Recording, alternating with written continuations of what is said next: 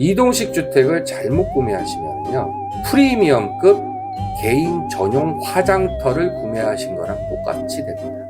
제가 디자인할 때는 제가 정보가 많이 부족했는지 몰라도 농막이란 표현을 잘 몰랐어요. 그래서 농막이라는 뜻을 알아보니 그 농사 짓는 분들의 막사, 쉽게 말하면 농기계나 농기구 또는 자재, 그러한 창고 개념을 농막이라고 표현하더라고요. 농막주택이라고 변형을 해서 조금 고급 용어로 따지면 관리사 같은 겁니다. 그렇지 않아요?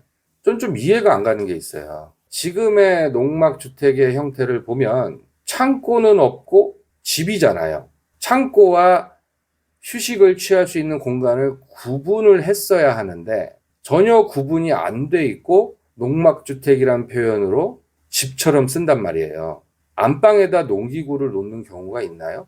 논다고 우기면 또 그걸 들어줘야 되는 건가? 최소한 반은 창고고 반은 집이어야 되는 거 아니에요?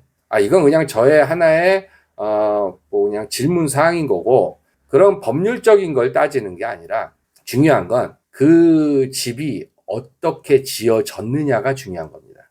농막주택 2천만 원대 10평 전후 이런 거. 그나마 아파트 쪽은 단위가 달라. 단위가 크잖아. 적게 남았다고 해도 퍼센트로 금전 단가는 높은 편이에요. 근데 이런 저가 시장의 소형 이동식 주택 이런 쪽은 금전적인 단위는 낮더라도 오히려 마진 퍼센트가 엄청 높은 경우가 많습니다. 2천만 원에 팔잖아요. 500만 원은 기본적으로 남겨야 돼요. 퍼센트로 따지면요 25%야. 그러면 결국 1,500만 원 갖고 저 집을 지어야 되는데 정말 싼 거를 넣을 수밖에 없어요. 조상들의 지혜를 살펴보면 목조주택도 있었죠. 군 같은 거는 대체적으로 흙집이었죠. 초가집이나. 초가집도 결국 지붕이 지푸라기인 거지 벽체는 다 흙이었어요. 통나무도 나쁘지 않아요. 정기적으로 약품을 좀 발라주면서 관리를 해야지만, 근데 그러한 집들은 대체적으로 외장이자 내장이 같이 겸할 수 있는 자재들이에요. 그쵸? 통나무 그렇잖아요. 외장재이면서 내장재. 그래서 어떠한 문제가 생기면 눈에 띄어요. 그래서 수선하기가 편합니다. 하지만 일명 우리가 얘기하는 가꾸목, 사각나무, 4x4, 2x2 이런 거, 그런 가꾸목으로 뼈대를 형성해서 중간에 단열재를 넣고 앞뒤로 판넬을 대는 이러한 목조주택은요, 우리나라하고 전혀 안 맞습니다, 사실은.